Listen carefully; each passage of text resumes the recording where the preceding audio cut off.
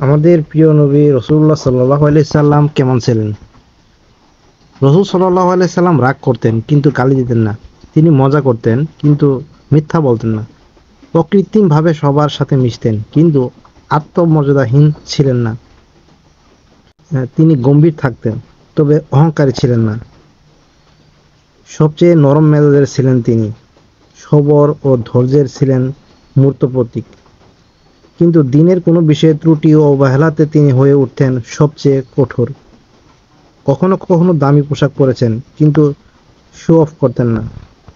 তালযুক্ত জামাও থাকতো কিন্তু অকৃতজ্ঞ ছিলেন না। দূর থেকে কেউ তাকে দেখলে ভয় পেত কিন্তু তার সাথে মিশলে তিনি হয়ে উঠতেন তার সবচেয়ে প্রিয়।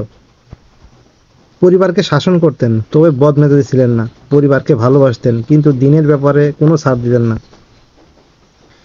তাকে সাহাবীরা সর্বোচ্চ সম্মান ও শ্রদ্ধা করতেন। তার সামনে উচ্চ আওয়াজে কথা বলতেন না কিন্তু তার কাছেই নিজের সমস্যা কষ্ট অকপটে শেয়ারও করতে পারতেন। তিনি একজন ছিলেন যাকে একই সাথে শ্রদ্ধা ও ভালোবাসা ভয় ও মহব্বত করা যেত।